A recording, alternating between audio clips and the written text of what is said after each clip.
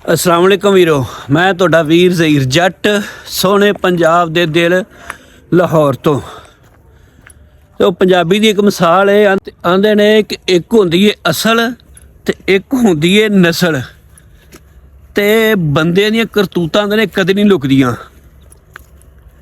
जो उनके खून च शामिल है ना, उस बंदे ने तुसी जो मर्जी बना दो, तुसी चेयरमैन बना दो, तुसी इहनूं MP बना दो, MNA छड्ड के उन्होंने वजीर बना दो, उनके खून ने रंग विखाना ही विखाना है।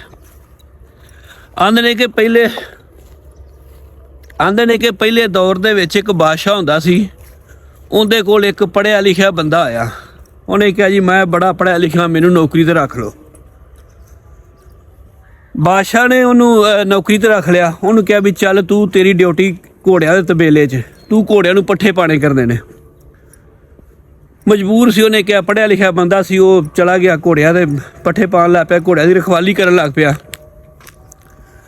कुछ दिन गुजरे ना ते उन्हें बादशाह नूं कहा, बादशाह सलामत, यह जिहड़ा तुहाडा सब तो चंगा ते तुहाडा महंगा घोड़ा है ना, जिहड़ा तुहानूं सब तो प्यारा है, ये नस्ली नहीं हैगा। बादशाह बड़े परेशान। उन्हें कहा यह तो सारा तो चंगा घोड़ा है, मैं नस्ली चोखे पैसों का खरीदा है, ये क्यों नहीं नस्ली हैगा। बादशाह ने जिंदे कोल घोड़ा लिया सी उन्होंने सद लिया। उन्हें हाँ भी बेलिया, यह बंदा आंदा है भी मेरा वजीर आंदा है, यह घोड़ा नस्ली नहीं हैगा। वो व्यापारी आंदा बादशाह सलामत, एक घोड़ा तो नस्ली है, पर जो ये जम्मिया सी ना उदों इहदी माँ मर गई सी, ते इनू जिहड़ा ना खोती का दुध पियादा रहा मैं। घोड़ा नस्ली है पर इनू दुध खोती का पियाया। अच्छा, जो बादशाह ने सुनिया तो उन्हें वजीर नूं सद्दिया। उन्हें हाँ भी तेनू किवें पता लगा भी ये घोड़ा नस्ली नहीं हैगा। उन्हें कहा बादशाह सलामत, जो इन्होंने पट्ठे पाना सा ते जेड़े घोड़े दूसरे सन वो पट्ठे मूँह च पा के चरण लग्या, मूँह तो चुक लेंदे सन, ते ये थल्ले मूँह रख के खांदा रहा। तो मैं हिसाब लाया भी ये नस्ली नहीं हैगा। बादशाह बड़ा खुश होया। बादशाह ने है भी लियाओ बई इनू 2 बोरियां चौलों दियां, 2 आटे दियां, 2 घ्यो दियां, 2 घ्यो दे टीन, मैदा दाला, इनू ना ये घर खिला दो। ओ जी वो बादशाह ने खुश होकर उहदे घर खिला दी। कुछ दिन पै ते उस ही वजीर ने ना बादशाह नूं आख्या, बादशाह सलामत, आ जिहड़ी तुहाडी रानी है ना, तुहाडी शहजादी, तुहाडी जिहड़ी बेगम है, ये भी नस्ली नहीं हैगी। बादशाह ने वेख तो गुस्सा चढ़िया। उन्हें घोड़े तक तो गल ठीक सी, साढ़े घर तक आ गया। बादशाह ने भाई आदि सस नूं सद लिया। सद के तुहानूं करदा आ गल है, फलाने बंदे ने ना मेरे वजीर ने यह गल कीती है। बादशाह ने आदि सस नूं आख्या कि मेरे वजीर ने यह गल कीती है भी ये व्याही तो तुहाडे नाल गई है, पर यह खानदानी नहीं होएगी। तो हुण शहजादी है तुहाडे नाल बीज के, पर यह खानदानी नहीं। वो सस उहदी ने आख्या भी गल ठीक है, ये साडी धी वाकई नहीं हैगी, इहदी माँ मर गई सी ते इहनूं असीं मंगण वाली दा दुध पिआया सी, ठीक है, ते ये जिहड़ी है ना ये साडी धी नहीं हैगी, ये गल उहदी ठीक है।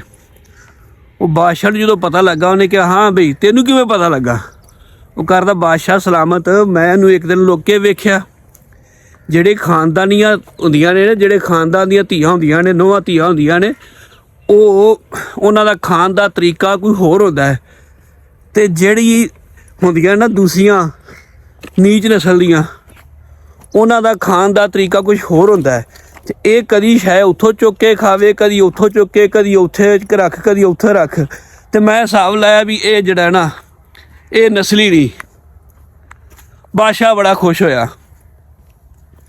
उन्हें कहा जी होर इहदे घर 2 तोड़े आटिया दे भेज दो, 2 चौलों दे भेज दो, मैदा भेज दो, बेसन भेज दो।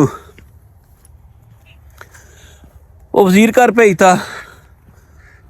फिर कुछ दिन पै ते वो जिहड़ा वजीर है वो बादशाह दे जाके कन्न चाहता है, बादशाह सलामत है तुसी भी नस्ली नहीं है, तुसी भी बादशाह नहीं है।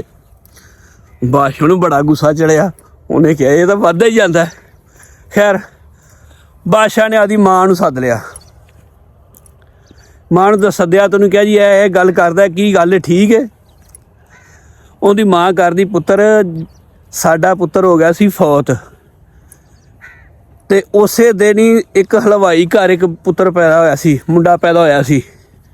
ਤੇ ਅਸੀਂ ਉਸ ਹਲਵਾਈ ਤੋਂ ਨਾ ਉਹਨੂੰ ਪੈਸੇ ਦੇ ਕੇ ਅਸੀਂ ਤੈਨੂੰ ਖਰੀਦ ਲਿਆ ਤੇ ਤੈਨੂੰ ਅੱਜ ਬਾਦਸ਼ਾਹ ਤੇ ਸ਼ਹਿਜ਼ਾਦਾ ਬਣਾ ਦਿੱਤਾ ਹੈਗਾ, ਤੂੰ ਵੀ ਬਾਦਸ਼ਾਹ ਦਾ ਪੁੱਤਰ ਨਹੀਂ।